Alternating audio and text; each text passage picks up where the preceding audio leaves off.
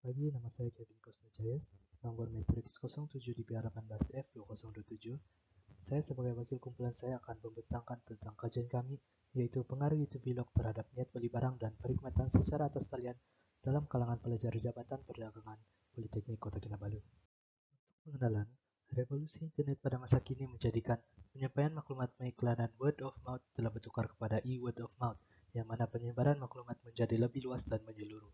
Content creator ataupun pencipta sesuatu kandungan untuk menghasilkan video seperti blogger di platform media sosial mampu mempengaruhi tindakan serta keputusan pelanggan untuk mencoba sesuatu, contohnya seperti pembelian barangan atas talian. Sekarang kita akan beralih ke pernyataan masalah. Pernyataan masalah yang pertama adalah kemunculan vlog yang memberikan maklumat sesuatu produk atau perkhidmatan di media sosial seperti YouTube serta Instagram adalah bentuk baru dalam komunikasi pemasaran. Yang kedua, kajian yang mengkaji pengaruh YouTube Vlog seperti perkongsian oleh blogger melalui konten vlog di YouTube ke atas niat beli pengguna didapati agak terhad.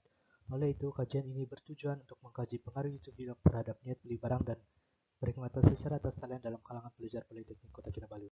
Seterusnya adalah objektif kajian dan persoalan kajian. Objektif kajian kami adalah untuk mengenal pasti pengaruh YouTube Vlog terhadap niat beli barangan dan perkhidmatan secara atas talian dalam kalangan pelajar Jabatan Perdagangan Politeknik Kota Kinabalu. Persoalan kajian kami pula adalah, adakah YouTube Vlog mempengaruhi niat beli barangan dan perkhidmatan secara atas talian dalam kalangan pelajar Jabatan Perdagangan Politeknik Kota Kinabalu? Seterusnya adalah kerangka model kajian dan hipotesis kajian. Seperti gambar yang tertera, ini adalah kerangka model kajian yang kami gunakan. Untuk hipotesis kajian pula, hipotesis yang pertama adalah tahap kebergunaan YouTube Vlog mempengaruhi niat beli barangan dan perkhidmatan secara atas talian. Yang kedua adalah tahap credibility YouTube Vlog mempengaruhi niat beli barangan dan perkhidmatan secara atas talian. Untuk metodologi kajian kami pula, sampel kajian yang kami guna adalah sampel kajian terdiri daripada 102 pelajar Jabatan Perdagangan Politeknik Kota Kinabalu pada sesi Jun 2020 dan penentuan bilangan sampel adalah berdasarkan aplikasi G-Power. Dan reka bentuk kajian yang kami gunakan adalah kaidah kuantitatif. Soal selidik diedarkan secara rawak kepada pelajar Jabatan Perdagangan Politeknik Kota Kinabalu. Soalan yang dikemukakan adalah bertujuan untuk menjawab persoalan kajian tentang pengaruh YouTube Vlog terhadap niat beli barangan dan perkhidmatan secara atas talian dalam kalangan pelajar.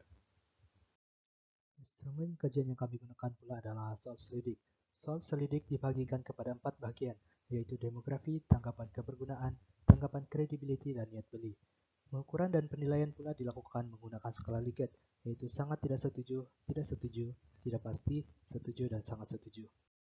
Dan untuk metodologi kajian yang terakhir adalah kaidah analisis data.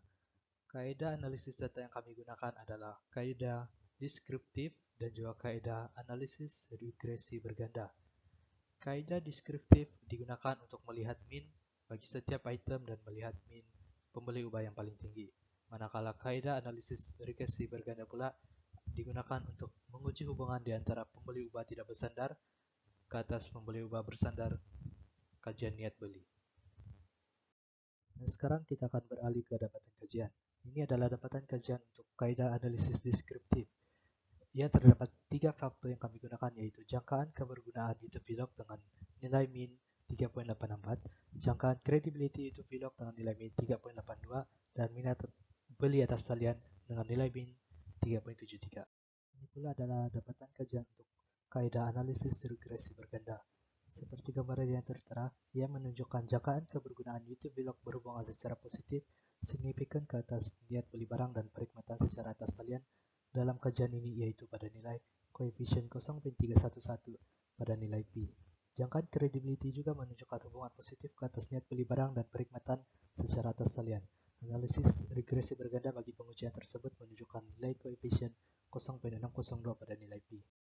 Dan yang terakhir sekali adalah batasan dan cadangan kajian.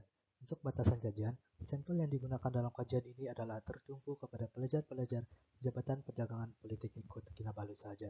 Untuk cadangan kajian kami pula, penyelidik pada masa akan datang dicadangkan untuk melihat pembeli ubah lain yang mungkin mempengaruhi niat beli dalam kalangan responden selain daripada jangkaan kebergunaan dan jangkaan credibility, yaitu seperti faktor celebrity endorses dan sebagainya. Dan itu saja daripada kumpulan kami. Sekian, terima kasih.